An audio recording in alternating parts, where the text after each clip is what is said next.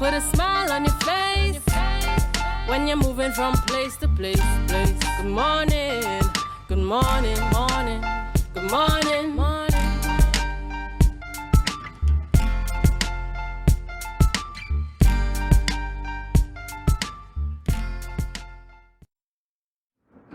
Yes, guys, welcome back, and of course, thank you so much for staying tuned to Tobago Update Sports. And we're chatting with Mr. John this morning, President of the Tobago Cricket Association, and of course, he is the second Vice President of the Trinidad and Tobago Cricket Board as well, and a Director of the West Indies, or Cricket West Indies. Good morning to you, Mr. John, and thank you so much for joining us here this morning on Tobago Update Sports. Good morning, Marcus, and Good morning, Trinidad and Tobago. Fantastic. So, Mr. John, Dream 11 T10 cricket in Tobago. I mean, we have seen it happen in Trinidad and around the region, in fact, around the world. I mean, it's now happening in Tobago. And I want to get, your initial thoughts on getting the news that Tobago is going to be hosting this event.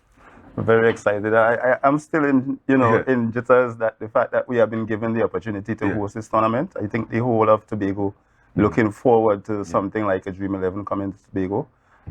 Dream 11, as most people would know, a fantasy game company based out of India with over 150 million viewers. Right. So, I mean, it's something big that Tobago will be showcasing. Yeah, and as you mentioned, over 150 million views. All eyes will be on Tobago. And the matches will be streamed to India and around the world. And around the world, most definitely. And Tobago will be given a chance to advertise themselves during the tournament. So, I am hoping that the tourism agency comes on board so that we will be advertising Tobago during the tournament to give Tobago a fair share of the pie. Yeah, so let's get into the meat of the thing, right?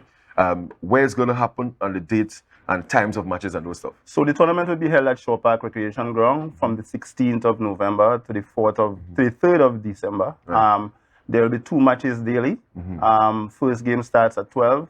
The other at 2:30. Remember, these are T10 matches. 12 and 2:30. These are T10 matches. And in terms of any concern at all about the weather playing a part in this? Well, when you look at November, there will always be concern. I know that just recently they did some work to the drainage in Shore Park. Right. So I think we are expecting rain. Hence the reason I think we have 2 reserve days within the 16 days window that we have for the tournament. And normally what we do in Trinidad, because Trinidad have hosted this tournament like 4 times already, if we have rain interruption in terms of one day being cancelled and stuff, we normally double up the games on the other day. So some days you could catch yourself actually getting like 3 games. Right. So, and then 16 days of competition. Every single day, you guarantee to every day, 16 straight days. Right. And in terms of getting into the venue, persons will have to pay a cover cost. Yes, I have a cover cost of $20. Very simple. Across Try the board. to keep it simple across the board. $20 entry fee. We want to use Upshore Park by the cultural complex as part of the parking to, not to congest down. That's a good point. Yes, not to congest down by the Scarborough Secondary School entrance too much. So patrons could park up at the cultural complex.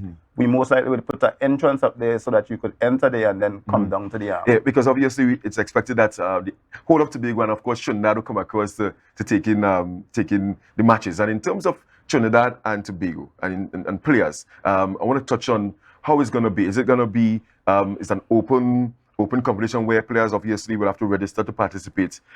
Is it going to be whoever the franchises will pick, or is there a criteria, or is it going to be Tobago players and Trinidad players? Well, we had an open registration.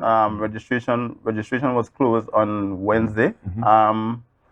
We would have an allocation of 6 Tobago players on each franchise, and then the franchise have an option of picking 7 Trinidad players and 1 regional player, St. Vincent or Guyana. Regional? Oh, wow. So we have some players from Guyana and St. Vincent who have registered. And those players are international players? International first-class players. Out of Trinidad, we have international players like Evan Lewis and Jason Mohammed, and all of them have registered. Ah, fantastic. And in terms of the franchises, we're going to have, because we have the Bago T10 Blast, the Chief Secretary's Bago T10 Blast, where we have 4 franchises. Are they going to be the same franchises? Tell me about the franchises. No, it will be, this time it will be six franchises. The names have changed. We have tried to go with some of the famous beaches in Tobago in terms of the names. Let me So get we have Pirates Bay Raiders. Pirates Bay Raiders. We have Kings Bay Royals. Wow.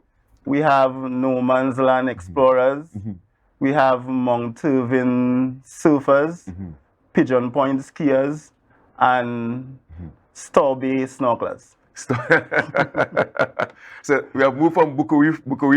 Yes, we would keep that. We would keep those names for the chief secretary. Yeah, we want to differentiate the two tournaments. Right. And in terms of the owners of the franchises, locally based businessmen, what are the owners of the franchises? I'm so glad that we were able to get 3 owners coming out of Tobago. Ideally, I would have liked the 6. But you know, it was kind of like untoward. So we have 3 owners out of Tobago. We have Shafi Ali Equipment Rentals. Right. We have Tobago Housing Resort.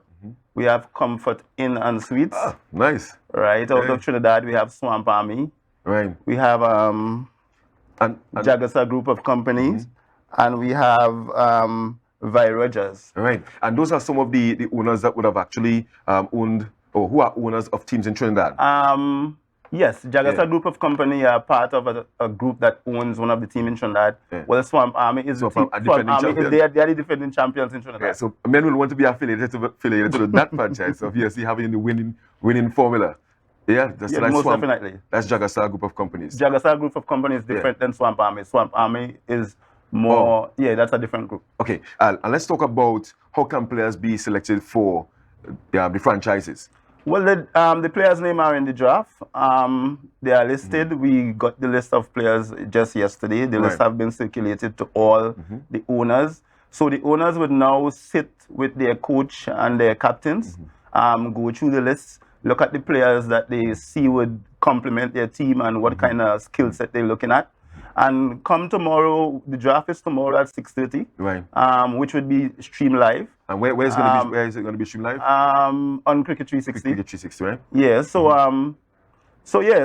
tomorrow the teams would be able to select the players that they want. They would have regulations in terms of selecting X amount of Tobago players, X amount of Trinidad players, and the option of selecting a regional player. Oh wow! So I'm so excited for this competition. I mean, I can still play, right? But I want to go and show up them young boys now. So I'll take a back seat and of course pack me coolers. So and coolers are allowed. Yes, coolers are allowed. We are hoping that we'll have a party atmosphere in Shaw Park.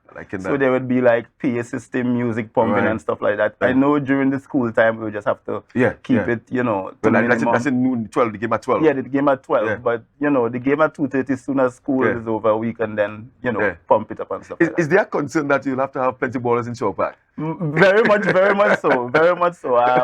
I think that it is anticipated that we're going to lose a lot of balls. Because obviously, I mean, if you know how Shaw Park is situated, I mean, I've played there for years, and I can tell you, we lost a lot of balls down there, especially with that shot to mid wickets. I think the Tobago Cricket Association really need to have a discussion with the supplier of the balls.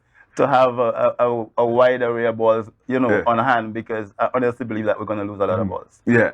And I'm really looking forward to having this event here in Tobago. I mean, and in terms of the importance of it outside of cricket, I mean, you spearheading cricket in Tobago. I mean, just thinking of this event, and obviously you have hosted the Bago Chief Secretary T10 Blast, but I've had the 40 overs this year. Also had a 2-day competition, and now we're having this event. And as the president of the Cricket Association, I mean, your whole vibe and feeling of having all these events. Well, I think the Tobago Cricket Association, the main aim, especially with this tournament, is the fact that we are actually getting the opportunity to give Tobagonians the opportunity to showcase their talent to the wide public.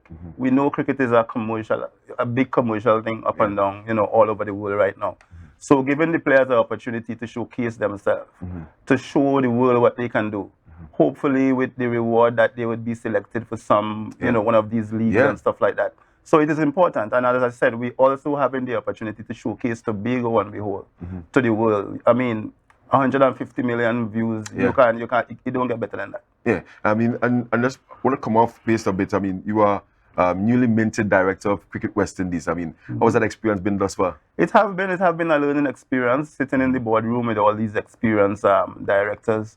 So what I did, I remember when I became board executive member of the Trinidad and Tobago Cricket Board.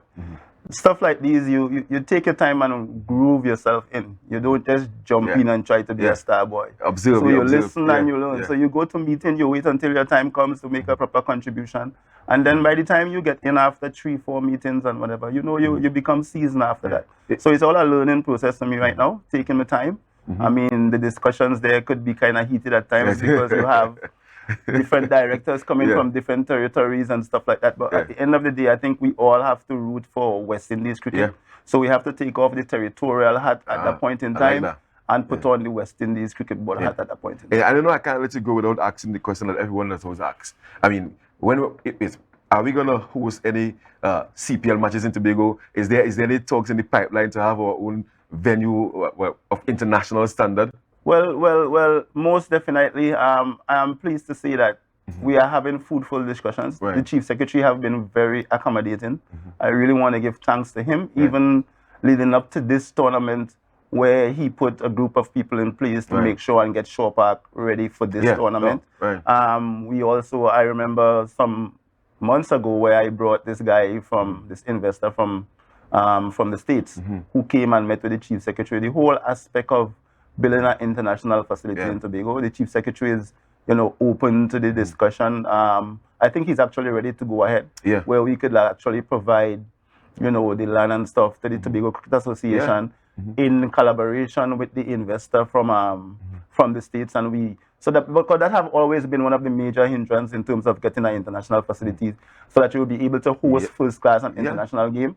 I am really hoping that based on the discussion now with the Chief Secretary and the Tobago Cricket Association, that this would soon be a thing of the past and we will be able to, as you said, host CPL international and regional matches. Because we have Super 50 happening right now, all games in Trinidad. All the games in Trinidad. If we had a first class facility, I could guarantee you that we will be having matches in Tobago. I want to thank you so much for being with us here this morning. I mean, folks, you can look forward to having a wonderful time down there at the Shaw Park Recreation Ground.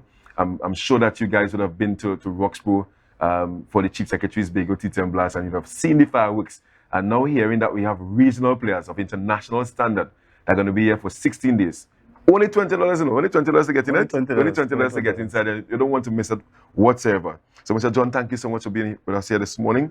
And obviously, I'll be involved in that T10 blast, the Dream 11. And before we go, I think the producer, you can put it up now. We have some Windball cricket action happening this weekend. It's finals day in the Tobago T10 Community Windball Cricket League. It's on Sunday. Obviously, we start at 10 a.m. with the first semi-final. Then at 11:30, we have the second semi-final, third place playoff, and then the grand final. $20,000 at stake. All right. Of course, tomorrow we have the quarterfinals happening out there at Parade Square, Bacalet. And you see the matchups there. The defending champions up against Scrape Up. Now, this team, I don't want to call them no Obia team or Jumbly team, but when it comes to these matches, grudge matches, they are aptly named Scrape Up. So that's going to be a big match at 11. Then we're going to go to another unbeaten team, that's Maynard Challengers. They are out of Bloody Bay, and they're going to be taking on the team out of Mason Hall at 12:30. Then Patience Hill Invincibles, the surprise package up against Roxborough Gunners. A wonderful day out there tomorrow. 4 matches in the quarterfinals, and then on Sunday, it all comes down. And trust me, you want to be out there. Entertainment from the fishy man, Nom. Don't want to miss out at all. So guys, I want to thank you so much for joining us on the Tobago Update Sports on this wonderful Friday morning. I want to wish you guys a wonderful rest of your weekend. Don't forget, we have Good Morning Tobago coming up right after the break with Candice Jackson. And don't forget to share the live.